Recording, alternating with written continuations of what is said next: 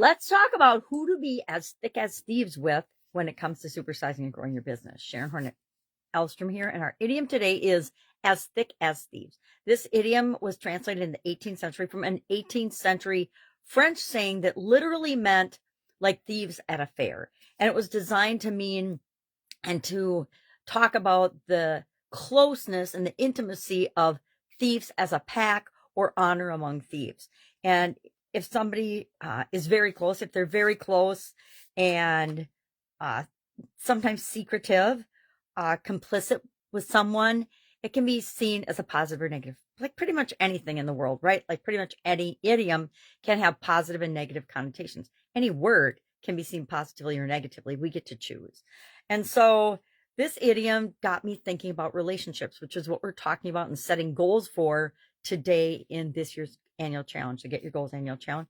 So I started to think about, well, different business relationships that I have in different categories of people that I have relationships with.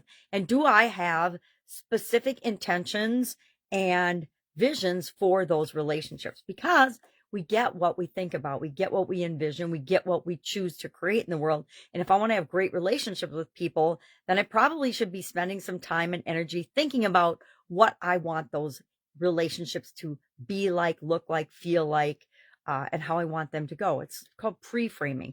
We pre-imagine, we pre-frame how we want things to go. I do that for meetings all the time. If I'm going to have a meeting, I imagine myself successfully getting the outcomes that we want to achieve from that meeting. So relationships, for example, with our customers, have you mapped out, and hopefully you've mapped out your customer experience and how you want them to feel and what you want them to experience as they're doing business with you. Team members, people on our team, again, I hope you've got those relationships and ideas and goals for those relationships decided. Affiliates, partners, competitors, regulators. I always mapped out ahead of time my relationships with different regulatory agencies that interacted with my organization, with my businesses.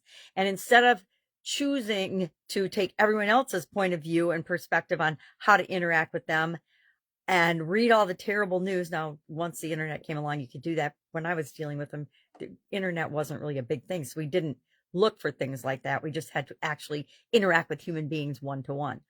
And I decided to take a different perspective, a different point of view. And instead of making them my enemy or regulators, I made them my allies and my friends to help me to improve my business in different businesses. I'm specifically talking about the Italian food manufacturing business because I did that one the longest. And a lot of people, most people, always have really adversarial relationships with OSHA, with the USDA, with their Department of Agriculture in that particular industry. But I decided to take the exact opposite approach because I'd been on the other side of that. In corporate America, I did a lot of auditing and a lot of consulting and coaching with different departments in different areas of businesses, including our supplier businesses and customers and people that supplied our businesses with things. And they didn't always like that. And I always tried to go in as their ally, not as I'm the police checking off everything that you're doing wrong. Let's see how we can improve your operations so that you get better, consistent products and services, which then improves our products and services because we have better inputs. We could talk about that in circles for a long, long time. Lots and lots of stories in the area of auditing and the positive power of auditing. Like anything else, people can see it as a positive or negative. It's like feedback. You can look at it as a positive or negative, but if it's designed to help you, it's always a really good thing, right? Because it holds up a mirror so we can see how other people are seeing us. And sometimes it's valid, sometimes it's not, but it's all information that we can use to continually improve. So love to know your experience with this particular idiom. As thick as thieves. I've had a lot of as thick as thief experiences and relationships in my life. I grew up with a family, in a family of all girls. So all my sisters, and I'm sure other people thought we were as thick as thieves.